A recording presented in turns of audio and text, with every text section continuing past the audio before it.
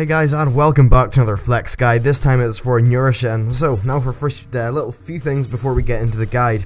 If you want ultra in-depth stuff, check out my normal mode guide. It's pretty much the same but with lower numbers. Since this is for Flex and it's a little bit easier, I will try to give more of a concise guide to tell people what they need to do in order to get clean kills. If you're a raid leader or you're really looking and helping out your raid, it might be worth seeing the normal version. But anyway, let's get into the fight. So, the first mechanic is called Corruption.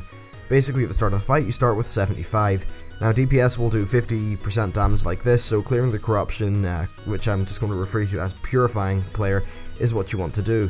Healers and tanks will get buffs to their healing done and damage mitigation, stuff like that.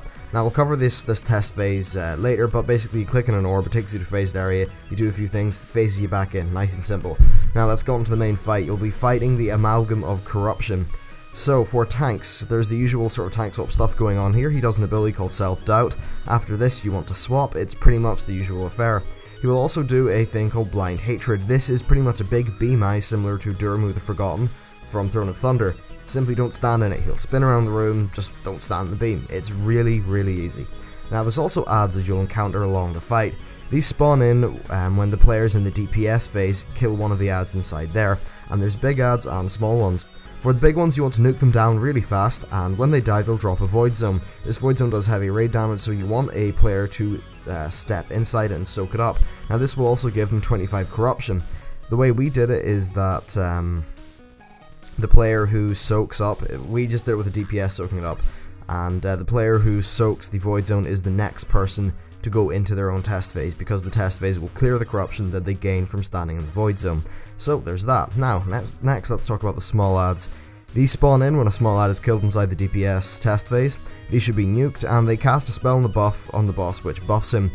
The spell travels pretty slowly, so players should be able to stand in between the spell and the boss in order to soak it up. It'll do some damage to you, but it means the boss doesn't get buffed up, and that's a pretty good thing. Now, he also does increasing raid damage as the fight goes on. It's just a healer thing. Pretty much your group, when not in test phase and stuff like that, should stack up. Now, let's talk about the test phases. Now, essentially, you must prioritize clearing the corruption from your DPS, because you will need the damage buff later on for the final burn phase. In our attempt, we would send a DPS person in, and then a utility, and just keep on going like that. This is best discussed with your group, because every group will have a different comp, and basically just prioritize clearing it off your DPS. Now, the tank test, let's talk about it first. You need to survive against the abilities of the enemy for 1 minute. Stand outside of the AoE cone, it will cast an ability called Hurl Corruption, which needs to be interrupted. Also prepare to take high damage and use your cooldowns. Basically, stay alive, keep your wits about you, you should be fine. Now let's talk about the healer test. There are friendly and hostile adds. Keep the friendlies alive so that they kill the hostile. It'll do a thing called Lingering Corruption, which you want to dispel from yourself and the friendly adds. Now for the DPS phase, which is the only one I have footage for, nuke the big add, stay out of the cone, kill the small adds, and if you can, avoid the things that the small adds shoot. They don't do a massive amount of damage, but it's still worth avoiding. Also, the small adds have a reflect shield, so you can only damage them from behind. The cone that the big add does, like the frontal melee cone, really it'll just kill you, so don't stand in it. Now, let's talk about the burn phase.